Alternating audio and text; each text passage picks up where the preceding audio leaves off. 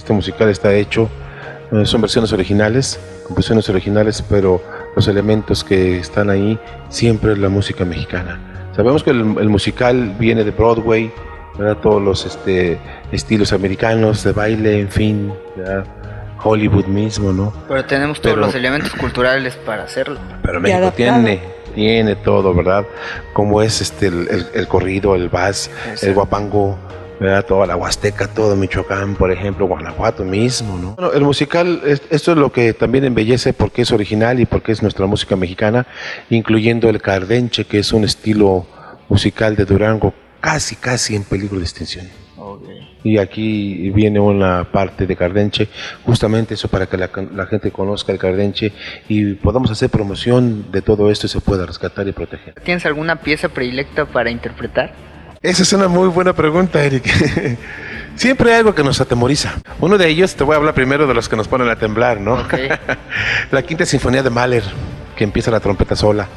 Me espantaba un poquito los cuadros de una exposición de Mussorgsky, pero es una obra muy bellísima que ya realmente no hay tanto el temor. El homenaje a García Lorca, de Silvestre Revueltas, es un reto. La Sinfonía Alpina de Strauss también, por la potencia y por las notas altas, en fin, ¿no? Son de los grandes retos. Lo que me gustó siempre tocar fue la primera sinfonía de Mahler, El Titán, la segunda sinfonía de Mahler, La Resurrección, estas obras corales, bueno, Carmina Burana de Karol, por ejemplo, también, que es muy hermosa, ¿no? Pero me gustaba mucho siempre escuchar y tocar el concierto para violín y orquesta de Tchaikovsky. Estás del siglo XX. ¿Cuál ha sido el obstáculo más fuerte, personal, que ha tenido que poder vencer para llegar a donde esté? Mantenerme con él. Yo estudiaba en la azotea del edificio desde las 5 de la mañana hasta las 8 de la noche. Finalmente, cuando ya logro, yo creo que el puesto más importante de México, que era la Sinfónica Nacional, la primera trompeta, después fue mantenerme. Es la carrera más larga que existe. Sí, es de toda la vida. Y mantenerse es el reto más grande. ¿Con qué músico y con qué vocalista te gustaría trabajar? Bueno, André Bocelli, Plácido Domingo. Y esas también son muy buenas preguntas porque, por ejemplo, cuando yo llegué a México, mi pasión y mi sueño siempre fue tocar con Pérez Prado y nunca se me hizo. ¿Con qué músico? Actualmente, bueno, no sé si puedo respondértelo así. En el momento en que pude conocerlo, gracias a Dios lo conocí y pude tomar clases con él y tocar un poquito con él. El trompetista más grande de todos los tiempos. Hasta la fecha no hay nadie que pueda superarlo. Rafael Méndez, de Jiquilpan, Michoacán. Conocido en todo el mundo y apenas estos años empieza a conocerse más aquí en... ¿Qué fue tu maestro? Él fue mi maestro, sí. Rafael Méndez, ¿no? Y sí me gustaría tocar con Wynton Marsalis, el gran jazzista. Ok. Y ahora. ¿Cómo surgió la idea de montar una obra de la talla de Pancho Villa, en torno a la figura de Pancho Villa también? Fui llamado por el gobierno del estado de Durango para formar la Orquesta Filarmónica de Durango. Ahí empezaron a suceder muchas cosas. Fue, digamos, una propuesta también del IMAC, el Instituto Municipal de Arte y Cultura de Durango. Al final de su administración, yo propuse que hiciéramos algo porque coincidía con el 2010, el centenario de la Revolución Mexicana y el bicentenario de la Independencia, ¿no? Entonces decidí irme a vivir a Durango en febrero del 2010, justamente. Era un reto porque ya estábamos en el 2010, ¿no? Claro. La imagen de Pancho Villa, encontraba y platicaba con gente que lo amaba y lo adoraba totalmente, pero también del otro lado gente que no quería saber nada de Pancho Villa, ¿no? Es un personaje totalmente controversial y aparte muy analizado, sobre todo en los Estados Unidos. Hay, verdad que mencionaba lo de los historiadores, yo creo que encontró ahí muchas contradicciones a lo que sabemos realmente como una figura histórica. Eso se me hace muy interesante. De verdad, yo creo que esta plática es para que nos pueda volver a acompañar en otro programa, porque es esa parte de adentrarse, interesante, compartir esas vivencias. ¿Y quién fue el que te apoyó para montar la obra? Bueno, en realidad... ¿Solamente gobierno del estado? No, también con Aculta. Ok. Con Aculta y el gobierno municipal de ahí de Durango. Ya en ese entonces ya estaba Bueno, fue el proceso de Jorge Herrera Caldera, que es el actual gobernador, que en el 2008 estaba como presidente municipal, después fue diputado federal, y lo sustituyó el presidente con el cual me tocó también este estreno, Carlos Matuc López de Nava. De hecho, el musical tomó ese título porque para conmemorar en el 2010 el centenario, yo creo que fue la única obra con esta dimensión. Un musical de 3 actos, solamente este fue. Ahora viene Alberto Ángel el Cuervo, que es un gran actor y gran cantante. Y también viene el maestro Carrillo, quien es el que estrenó, por cierto, uno de los jóvenes, ¿no? Y Luz Alicia Ávila, también muy jovencita, que también estrenó, hizo papel de Rosita y de la Deidad. Y todo el elenco de Durango viene, y una compañía de nombre Plataforma Escénica, de estas grandes bailarines de primer nivel de la Ciudad de México. Es una obra original.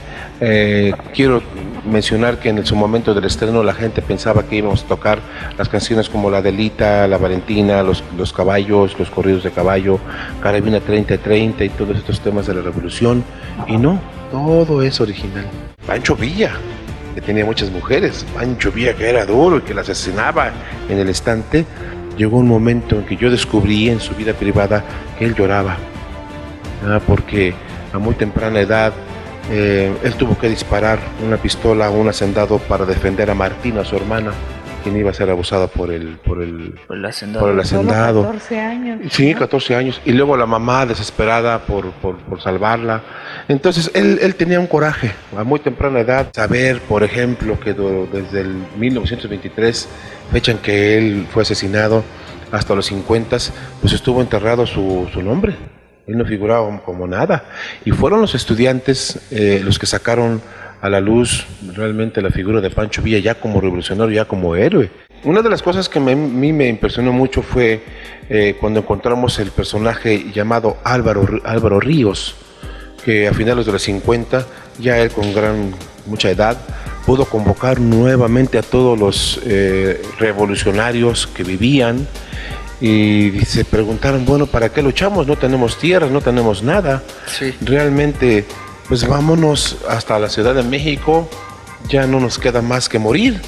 Y se vinieron en una caravana desde el norte, desde Durango. Ya muy ancianos. Ya muy ancianos. Y venían de verdad así sufriendo, muertos y sangrando.